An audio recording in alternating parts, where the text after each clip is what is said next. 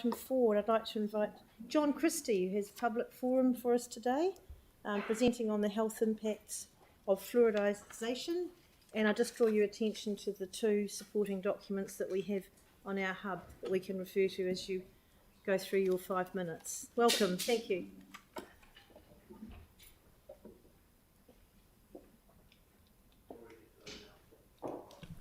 Thank you, Madam Chair. You will be getting a copy of the prepared presentation after the meeting, but I'm aware that the general understanding among the council is that fluoridation is out of the hands of the council, which formally speaking and legally speaking it is, but in reality I think Christchurch in particular has considerable power to influence what happens here and probably in the rest of the country, but really the concentration should be here.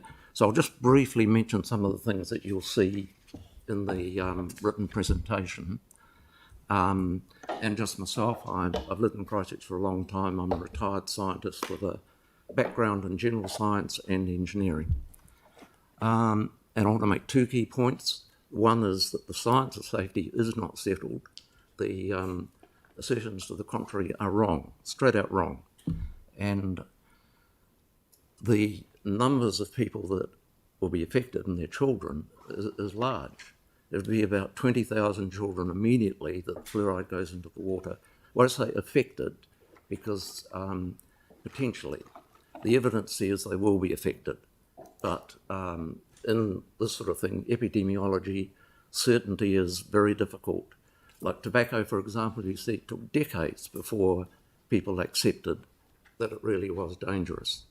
I think the evidence in the case of fluoride is simpler, and what triggered this presentation was an article in Nature, which most of you will have heard of. It's the world's #1 science journal, so if you can trust anything in science, it's not a guarantee, nothing is, but that is a pretty good authoritative statement. And they say, and I'll quote it, an increasing number of studies are indicating that fluoride might be a developmental neurotoxin, even at the level that the US Public Health Service has declared optimal for fluoridation.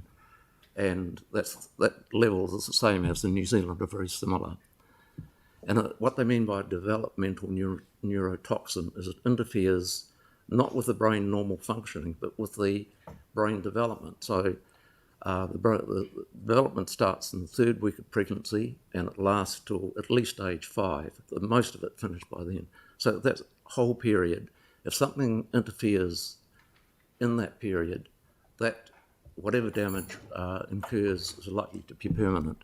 So it's a really big issue, and nobody should be taking any risks with it. But I believe at the moment the Ministry of Health intends to take those risks. So my request is that the Council write to the Director General of Health. There's a list of scientific studies that support what I've just said. I would invite you to send that to him to ask why the Ministry's stance on fluoridation is inconsistent with the current science. The current science is pretty clear. It's pointing in one direction. And I think as well to indicate to the Director General that Christchurch Council would not expect a directive to fluoridate to be received until this question of neurotoxicity is settled. So I open, please give me your questions. Right, thank you very much. Sorry, can I just make one more point? Yes, you can. The power I think the Council has is that it's pretty clear the Ministry does not want this subject to be talked about. So just the hint that this might get widely into the public domain is a power that this Council has. So writing to the Director General will raise some red flags in the Ministry, in my opinion. I finished. Oh, thank you for coming in. That's very helpful. Fluoride is a natural occurring substance as well, isn't it? So are you talking Yep. degree of consumption equals. Yeah. If you look at the very last page of the list of references I have, there's a graph there showing IQ versus fluoride concentration.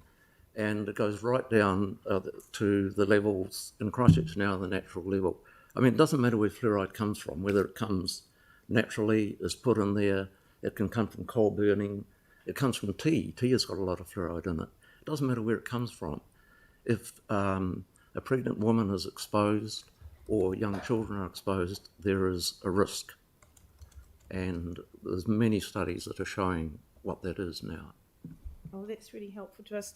Thank you. And thank you very much for coming in. It's always good to hear these views when we're making decisions. So we'll take this offline and perhaps request some more information from our staff before we perhaps take any action on it. But I really appreciate you coming in and speaking to us. Thank you, Madam Chair. Thank you. All right, so that takes us now to, there's no deputations by appointment and there's no petitions today.